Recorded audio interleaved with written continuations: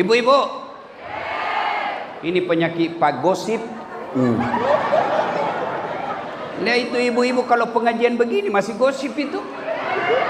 Dia duduk-duduk, tidak ada gosip orang Pak, tapi mukanya miring. Orang baru masuk dilihat-lihati. Dia tidak gosip tapi mulutnya dong. Apa? Apa? Tidak serasi kudungnya sama roknya. Dia bilang iya kayak umbul-umbul. Orang kalau kau cerita pasti marah. Marah dia pisah. Dia tinggalkan. Orang kau cerita dia tidak bisa lawan. Lambat laun dia tinggalkan, putus persaudaraan.